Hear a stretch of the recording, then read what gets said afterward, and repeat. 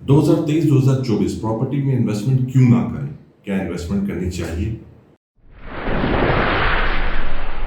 अस्सलाम वालेकुम, मैं हूं Syed Adil Mushtaq, CEO Sam real estate. 2023 तकरीबन गुजरने को है।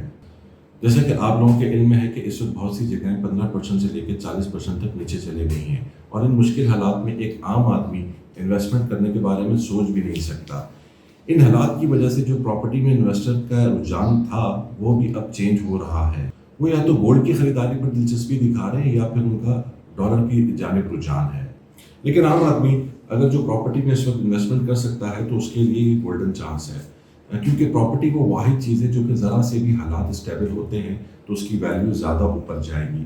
अक्लमंद और होशियार लोग ही इस ऐसे मौके की तलाश में रहते हैं और इससे फ़ायदा भी खूब उठाते हैं। अब समझने की बात यह है कि इन्वेस्टमेंट है क्या और कैसे, कब और कहाँ क्यों करनी चाहिए। अब बात करते हैं कब।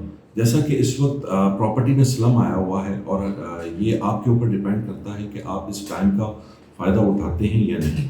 क्यों? इसलिए कि ये वाहिद इन्वेस्टमेंट है, इसका कोई मालूम नहीं कि ये मार्केट कब ऊपर चले जाए और आपकी किस्मत चमक जाए।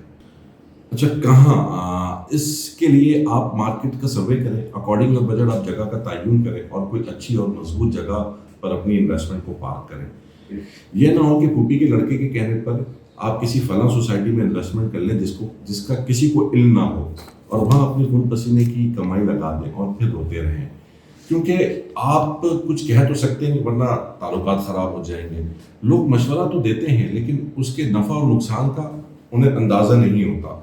अच्छा खिलाड़ी पिच को देखकर ही स्ट्रोक लगाता है। इन्वेस्टमेंट नाम ही पेशेंस का है। ये बात याद रखिए, खरीदने और फौरन सेल करने से आप पैसा नहीं बनाते। You make money by waiting. पैसा जो आप बनाते हैं किसी चीज़ को होल्ड करने से। आप होल्ड करेंगे तो पैसा बनेगा, अच्छे रिटर्न्स आपको मिलेंगे। पाकिस्तान की रियल एस्टेट ने भी तरक्की करनी है और जिस तरह 2020 में इसने पाकिस्तान की GDP में 2.6% का हिस्सा डाला था, इसी तरह उम्मीद है कि आने वाले माली साल में इंशाल्लाह पाकिस्तान की GDP में इजाफा होगा। जैसा कि मैं इस बात का पहले भी जिक्र कर चुका हूँ कि एक अच्छा खिलाड़ी पिच को देख के स्ट्रोक खेलता है। इन्वेस्टर तो बिल्कुल मौके को देखकर एंट्री मार्केट के अंदर वो देते हैं, लेकिन अगर हम बात करें एंड यूज़र की तो एंड यूज़र हमेशा उस वक्त एंटर होता है जब मार्केट अपने एक पीक टाइम पर होती है और उससे इस चीज़ का उसको कोई फ़ायदा नहीं होता इन्वेस्टमेंट का।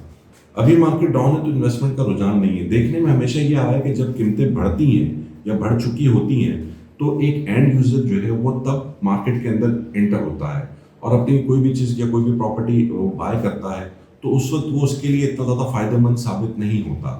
इसके अलावा अगर आप कराची में कहीं भी इन्वेस्टमेंट करना चाह रहे हैं या मशवरा लेना चाह रहे हैं तो आप हमारी टीम से नीचे दिए गए हुए नंबर्स पर रब्ता कर सकते हैं।